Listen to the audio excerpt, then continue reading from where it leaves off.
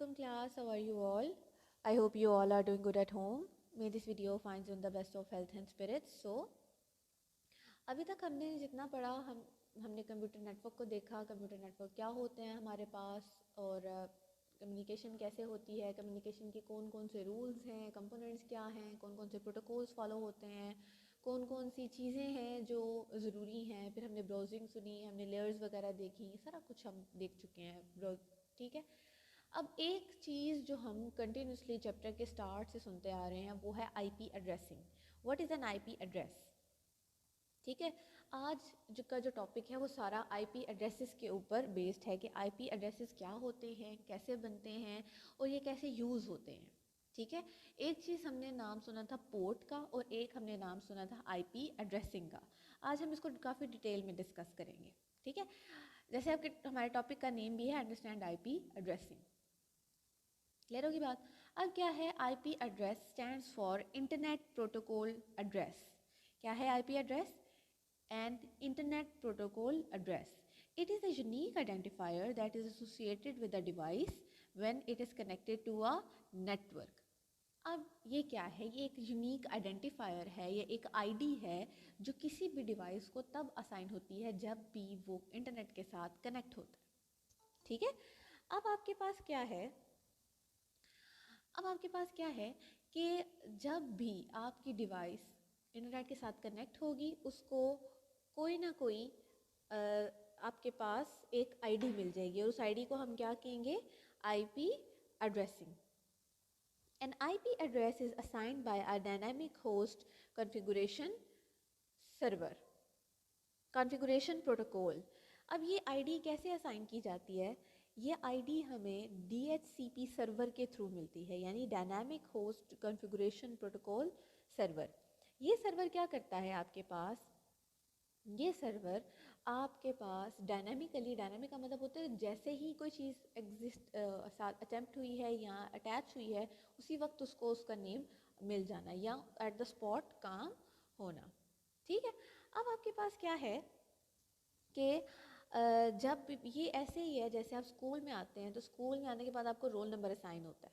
ठीक है, जैसे अब जो कोई बच्चा रोल नंबर के बगैर नहीं रह सकता, या आप लोग किसी होटल पर जाते हैं और होटल पर जाने के बाद अपना जो अपना लंच है या डिनर जो भी आप अपना जो ऑर्डर करते हैं आपको एक टोकन मिलता है। ठीक है, जितनी दफ़ा आप जाएंगे हर दफ़ा आपको टोकन मिलेगा। ठीक है, अब इसमें आईपी एड्रेसिंग में बेटा आपके पास दो तरह के स्टैंडर्ड्स हैं। अब ये स्टैंडर्ड्स क्या हैं? IPv4 and IPv6।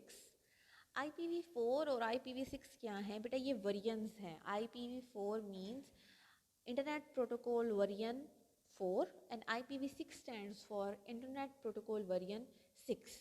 आप चाहें तो इसको लिख भी सकते हैं, लेकिन ये आगे एग्जाम्पल के बाद जो लाइन है इसमें लिखा हुआ है। ठीक है, अब क्या है ये जो हमारे पास प्रोटोकॉल्स हैं, ये प्रोटोकॉल्स क्या करते हैं? इनमें जो स्टैंडर्ड्स हैं इनमें क्या है? एग्जाम्पल आपके पास गिवन है IPv4 address is like 172.1654 and 1 और IPv6 is like the given address. ठीक है, अब इस पर एक चीज़ आप नोटिस करें, when the protocol internet protocol was originally designed, हम ये इस एग्जाम्पल को ना इसके साथ डिस्कस करते हैं अभी। पहले ये एक लाइन आप पढ़ लें। When the internet protocol was originally designed, the standard was known as Internet Protocol Version 4।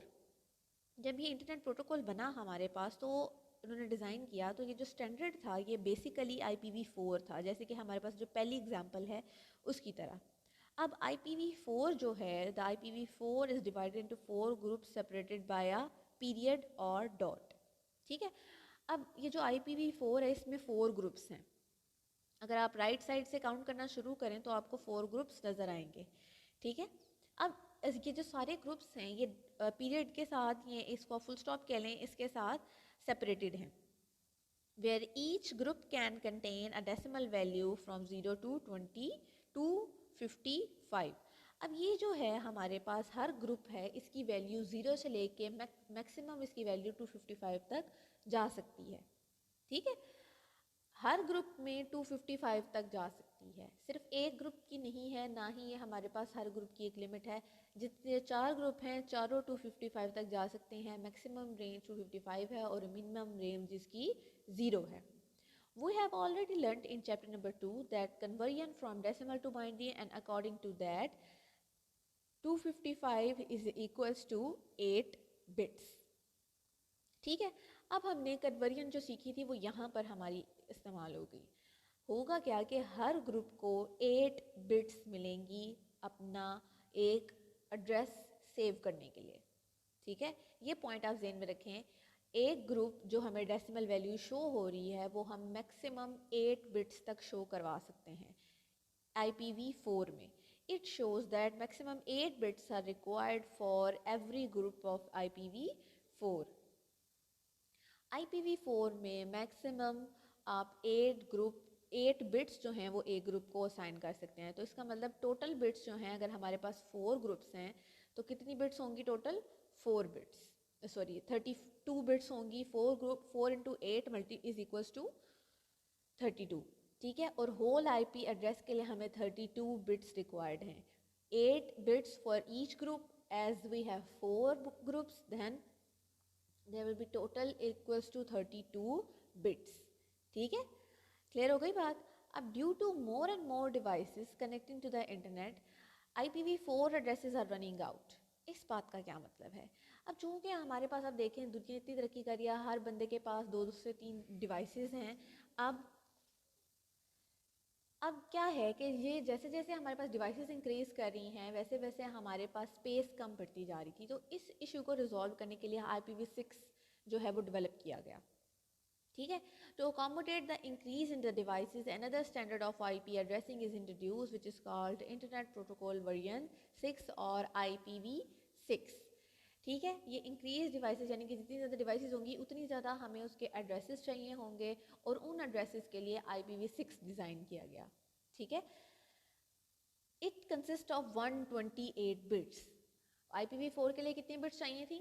32 और IPv6 के लिए 128। इन IPv6 there are 8 groups. IPv4 में कितने ग्रुप्स हैं? 4 ग्रुप्स। और IPv6 में कितने ग्रुप्स हैं? 8 groups। It means they give us almost the more than 4 to 5 times space। ठीक है, अब क्या है कि इसमें IPv4 में सारे जो हमारे पास ग्रुप्स हैं वो पीरियड के साथ या आपके पास जो फुल स्टॉप है उसके साथ सेपरेट किए जा रहे थे, लेकिन यहाँ पर जितने भी ग्रुप्स हैं वो किससे सेपरेट हो रहे हैं? कॉलन से, as shown in the above example।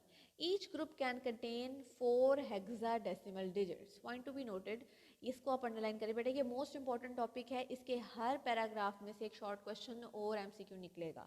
ठीक है, तो इसको इसलिए बार बार मैं रिपीट कर रही हूँ ताकि आप इसको अंडरलाइन करें साथ साथ और इसको मार्क करें। Each group can contain 4 hexadecimal digits। To store 1 hexadecimal digit we need 4 bits। अब क्या है कि हर ग्रुप जो है वो कम से कम 4 हेक्साडेसिमल डिजिट लेगा और एक हेक्साडेसिमल डिजिट 4 बिट्स लेता है। इट मीन्स अगर हमारे पास 4 हेक्साडेसिमल डिजिट्स हैं तो कितनी बिट्स रिक्वायर होगी? 4 मल्टीप्लाई बाय 4, 16 बिट्स। इसका मतलब ये है कि इन 4 हेक्साडेसिमल डिजिट्स को करने के लिए, सेव करने के लिए हमें 16 बिट्स चाहिए। ठीक है, तो for a group in IPv6 we need 16 bits and for 8 groups total 128 bits are required।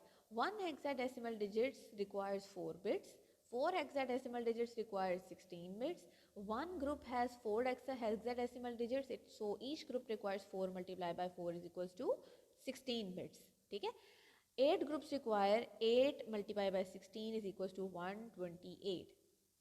अब आपके पास ये है कि do you know the IPv6 was developed by the internet engineering task force IETF। ठीक है, IPv6 became a draft standard in December 1998 and became an internet standard on 14 July 2017। Point to be noted, इसमें बेटा MCQ भी आ सकता है और short question काफ़ी important है ये। ठीक है, although IPv4 is still in use today provides approximately 4.3 billion addresses।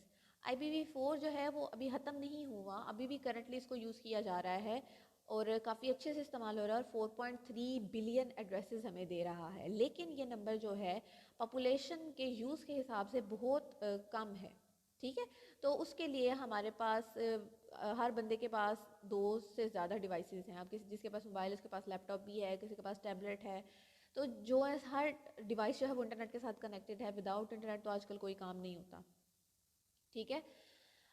तो IPv6 can allow up to 2 raised to power 128 addresses, which is 7.9 into 10 raised to power 28 times more than number of addresses in IPv4.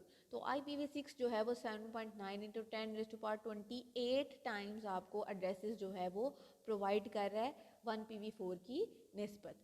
बेटा ये बहुत important topic है, इसको आपने बहुत अच्छे से रीड करना है। मैंने कब कोशिश किया है कि आपकी ऑलमोस्ट सारी रीडिंग हो जाए, लेकिन आपने इसको खुद भी रीड करना है, इसकी प्रैक्टिस करनी है, इसको समझना है, इसको लर्न करना है।